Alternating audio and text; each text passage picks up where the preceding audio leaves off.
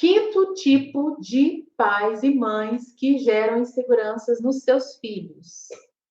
Pais e mães alcoólatras ou que têm outro tipo de vício, pode ser jogos, pode ser outros tipos aí, drogas. Gente, isso passa para a criança a seguinte sensação.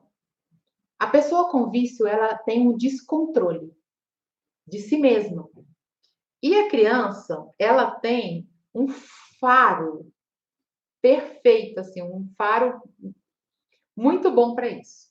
Então, ela também vai sentir medo, ela não vai sentir confiança ali naquele ambiente, ela não vai sentir confiança com aquela pessoa. Até porque costumam ter eventos de mudanças, né, de comportamentos aí por causa da bebida, por causa de outras substâncias, e para a criança aquilo é muito confuso, é muito difícil de assimilar. Pais que chegavam em casa alcoolizados, batendo coisas, falando alto, assustam muito suas crianças. Então, quem passou por isso tem sérios distúrbios de ansiedade, de depressão, de crise de choro ou às vezes crise de raiva, né, por causa dessa coisa toda do ambiente ali, do ambiente inseguro, do ambiente instável que os pais alcoólatras causavam.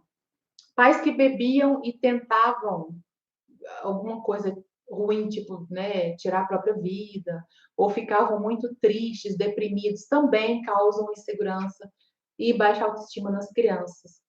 Eu atendi uma cliente que o pai dela, sempre que bebia, ele entrava nesse estado, e aí ela ficou com aquele sentimento de culpa, como se a família fosse pesada para ele, fosse um peso, né? Fosse um sacrifício. Então, isso tem que ser limpado aí do sistema, dos sistemas dessa pessoa, das emoções dessa pessoa, tá? É um perigo. Esse tipo de criança carrega aí sempre essa tristeza junto dela e muitas vezes não consegue compreender. Mães que bebiam, né, e dormiam fora de casa e caíam, machucavam, né? Eu tive um cliente que a mãe dele bebia muito na infância dele. Então, ele desenvolveu um profundo ódio por ela, porque ele ficava sempre com o pai e ela sempre estava dando trabalho, né? E depois, quando ele cresceu, ele conseguiu perdoá-la, mas ele não consegue ter bons relacionamentos. Ele confunde as mulheres, tudo, ele bagunça as mulheres, vira uma bagunça na cabeça dele, porque ele ainda não se reconciliou aí com essa mãe. Então ele fica projetando essa mãe nos relacionamentos que ele traz para a vida dele. Atendi uma cliente que o pai dela bebia e ele chegava em casa jogando terra na casa, terra na casa limpa, reclamando de comida, jogando comida fora. E aquilo assustou tanto ela que quando ela ia arrumar a casa, arrumar as coisas, ela ficava correndo, assim, com muita pressa para que o pai não chegasse e pegasse ela no meio do caminho, porque se pegasse ele não achava bom, então ele sempre fazia essas coisas. E essa cliente, ela desenvolveu crise de choro. Então, assim, quando ela tinha alguma dificuldade conflitante, tinha alguma coisa, ela tinha crise de choro, ela chorava de raiva, ela chorava por não conseguir a situação, resolver a situação. Então, assim, um quadro de ansiedade muito alto, muito, muito alto, e que foi aí caminhando até chegar na depressão. Mas o bom é que, sabendo as origens, a gente conseguiu reverter isso muito rápido, assim, a gente conseguiu trabalhar isso de forma que amenizasse muito rápido. Isso é muito bacana. Eu percebo nas pessoas que conviveram com esse tipo de pais, gente, insegurança muito grande em forma de descontrole. A pessoa vai do 0 ao 1000 em um segundo. Sabe? Aquela pessoa assim que parece que é instável, ela oscila muito rápido nas suas emoções. E isso acontece quando ela se sente contrariada, quando ela se sente chateada com alguma coisa, quando ela se sente encurralada. É a mesma situação que ela se via com os pais, né? Com o pai ou com a mãe ali, né? Dentro do vício deles.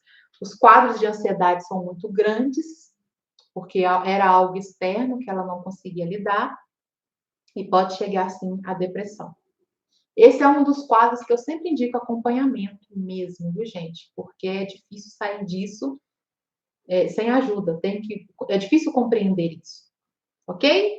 O sexto tipo de pais que causaram ou causam insegurança nos seus filhos são os pais e mães muito exigentes. Exigentes demais, viu, gente? Estou falando de algo assim, realmente no extremo. O filho chega com a nota 9,5, tinha que ser 10. Arrumar o quarto, se a almofada, sei lá, em cima da cama ali ficou tortinha, já tem uma criticazinha, né? Alguém vai lá e corrige, ou então manda corrigir. Sabe essas minúcias, assim, esses pequenos detalhes?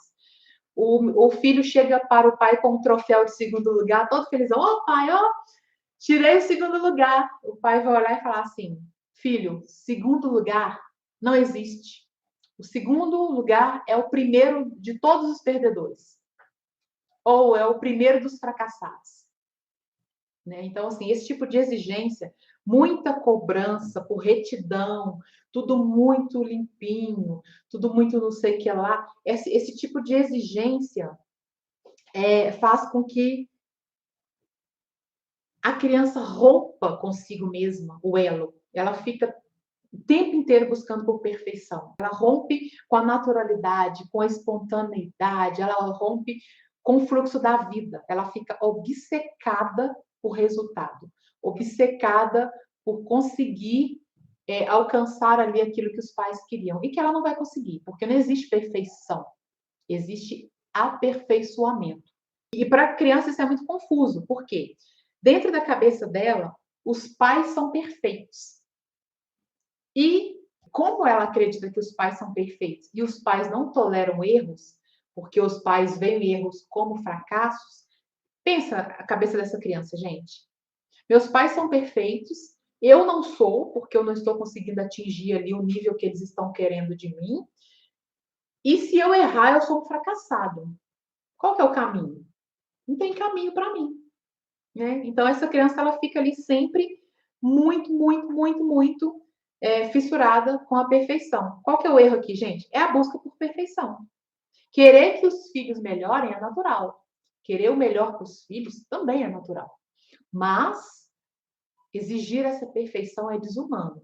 Esse tipo de insegurança que nasce nessa criança, ou seja, esse adulto se torna um adulto com insegurança sobre o sentimento de ser bom.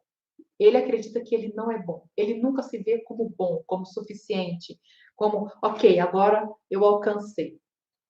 Porque esse adulto, ele busca por resultados incansavelmente. Ele abre mão da família, ele cria um lugar de despertencimento, exatamente. Ele não consegue encontrar, essa busca não existe, né? O que ele quer, na verdade, não existe aqui no mundo. Então, ele fica ali sempre naquela busca. Ele abre mão da família, ele é aquela pessoa bem-sucedida aos olhos dos outros, porque como ele está sempre buscando por resultado, ele consegue o resultado, né? Mas ele é aquela pessoa que eu encontrei o resultado, eu tenho uma vida bacana, mas eu não consigo ser feliz. Eu não consigo ser feliz. Nada me preenche. Por quê? Para ele não basta ser pai, ele tinha que ser o melhor pai. Não basta ser marido ou ser esposo, eu tinha que ser o melhor companheiro do mundo. Então ele tem esse pódio de primeiro lugar para tudo. Isso é muito sofrido. Para ele, não basta acertar na mosca, ele tem que acertar no meio, no centro da mosca. Entende? E esse tipo de adulto tem dificuldade para se divertir, tem dificuldade para sorrir, tem dificuldade para ser criança, assim, ele é rígido, ele é travado, ele está sempre nessa busca. Fazer uma piada, sorrir, é difícil para ele. É uma perda de tempo, né? É uma rigidez muito grande. Por quê, gente? Medo de errar, né? Reprovação, aversão ao erro. E o erro é, na verdade, tão importante nas nossas vidas, porque a gente começa, erra, melhora, e erra de novo, e vai melhorando. É assim que a gente faz com tudo, né? Então, quando a gente é averso a errar, nós somos seres paralisados, nós somos seres estagnados na vida.